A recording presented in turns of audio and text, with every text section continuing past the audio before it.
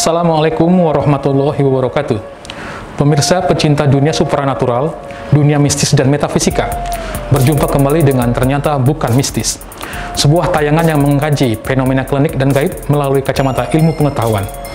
Ternyata Bukan Mistis hadir setiap malam Jumat di Palpers Official YouTube channel bersama Tuan Guru Fikri Juliansa bin Muslim, pendiri perguruan jaga diri Al-Hikmah 9779 Indonesia dan Antarabangsa. Penasaran? Saksikan terus Ternyata Bukan Mistis.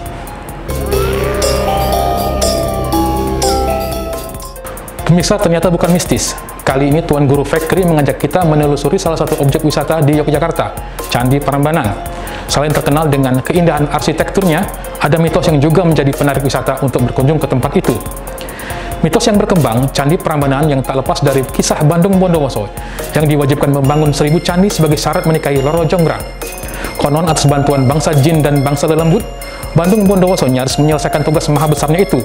Namun karena sabotase dari Roro Jonggrang hingga batas waktu yang ditentukan, Bandung Bondowoso hanya bisa mampu menyelesaikan 999 candi.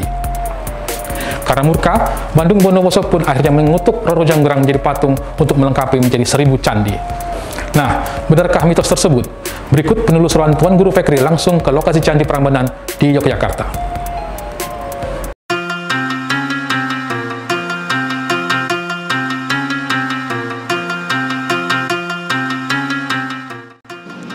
Candi Prambanan, salah satu objek wisata di Yogyakarta.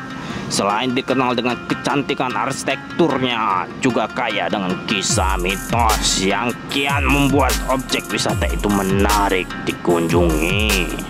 Mitos paling terkenal Candi Prambanan yang tak lepas dari kisah Bandung Bondowoso yang diwajibkan membangun 1000 candi dalam satu malam sebagai syarat menikahi putri raja di Prambanan, Roro Jonggrang. Karena tak ingin dipersunting Bandung Bondowoso, Roro Jonggrang pun mensyaratkan agar dibangunkan 1000 candi dalam satu malam. Karena sudah jatuh cinta dengan sang putri, Bandung Bondowoso pun menyanggupinya.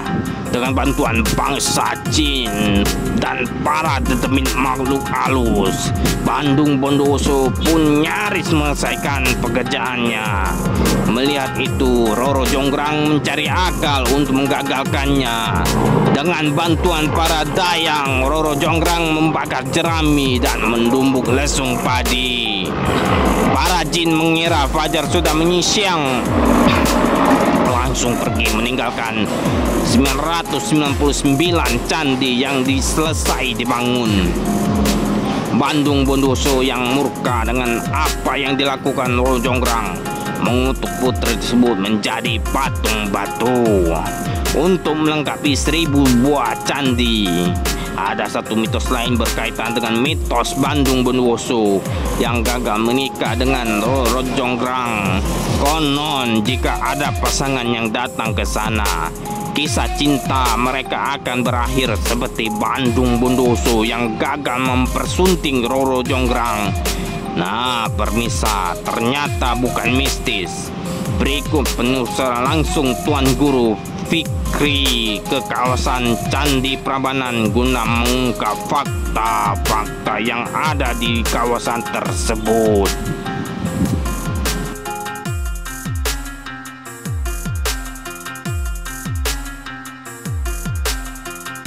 Candi Siwa ini dewa tertinggi atau candinya paling besar, dan dalam Hindu Dewa Siwa merupakan dewa tertinggi sebagai Mahadewa. Maka candinya pun dibuat paling besar. Konsep candi di sini dengan di India beda banget. Di India nggak ada Brahma, Wisnu, Siwa berdampingan jadi satu. Ini hanya ada di Indonesia. Jadi Wisnu di sebelah sana. Kenapa di Indonesia berbeda? Adakah makna tersirat atau unsur intrinsik dari adanya bangunan candi yang berdampingan ini? Kalau pribadi saya mengartikan itu sebagai bentuk toleransi untuk kebersamaan. Karena apa? Biarpun beda, cuma tetap masih merangkul. Jadi konsep ini kalau saya pribadi menjelaskan sama wisatawan, jadi Bhinneka Tunggal Ika atau Pancasila leluhur kita, nilai kesetaraan untuk kebersamaan juga. Itu harus bersama dan kesetaraan gitu ya, berdampingan hidup, ya, berdampingan damai ya. Gitu. Makanya ada candi juga di sana juga berdampingan itu, maksudnya gitu. Pak Soeharto, bagaimana sebetulnya proses pembangunan Candi Prambanan sehingga bisa terbentuk seperti ini? Oke, ada dua teori yang ilmiah. Yang pertama dengan sistem puzzle atau Lego tadi, batunya sudah dipotong, dibentuk sedemikian rupa. Cara nyusunnya, pondasi disusun dari bawahnya itu, batunya ditumbuk saling kunci, agak tinggi, ditimbun tanah. Konsep itu kayak piramid, susun lagi naik, timbun tanah lagi, susun lagi naik, timbun tanah lagi, terus sampai puncak, baru dipahat, batunya nyambung, pelan-pelan tanahnya dibuang, bisa turun. Itu teori pertama. Teori kedua sama, nyusun tetap dari bawah, tapi pakai scaffolding atau stagger dari kayu atau bambu, palang-palang gitu, naik. Setelah itu dia turun pelan-pelan sambil ngukir atau mahat batunya yang sudah nyambung tadi, batunya baru kayunya tadi baru dilepasin satu persatu sampai ke bawah. Itu dua teori yang ilmiah, kemungkinan salah satu dipakai untuk cara membangun candi, menaikkan batu sampai ke puncak atasnya. Secara ilmiah. Iya.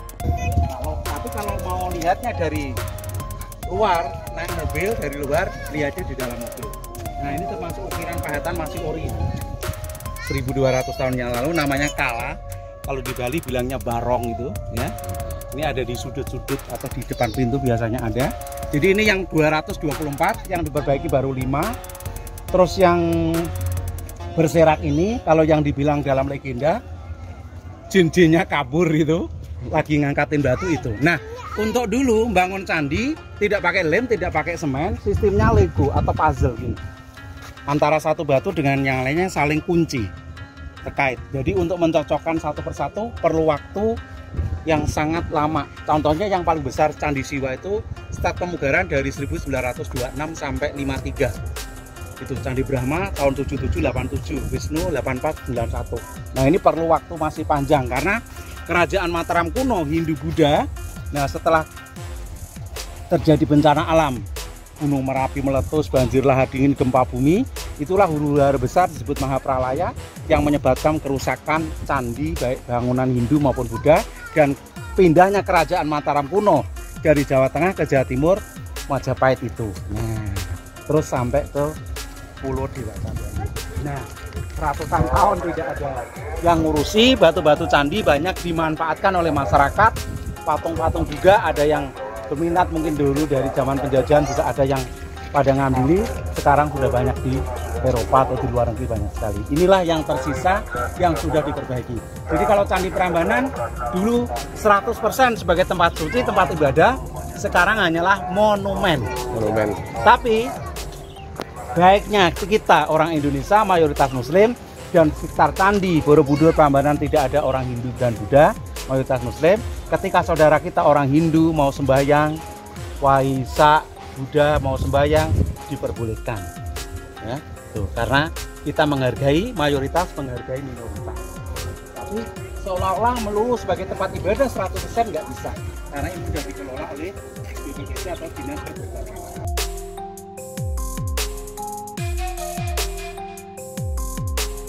Baik Pak Soeharto, artinya Candi Prambanan ini dibuat bukan berdasarkan cerita mitologi ataupun mitos yang berkembang di masyarakat, adanya cerita tentang Roro Jonggrang dan Bandung Bondowoso, betul Pak?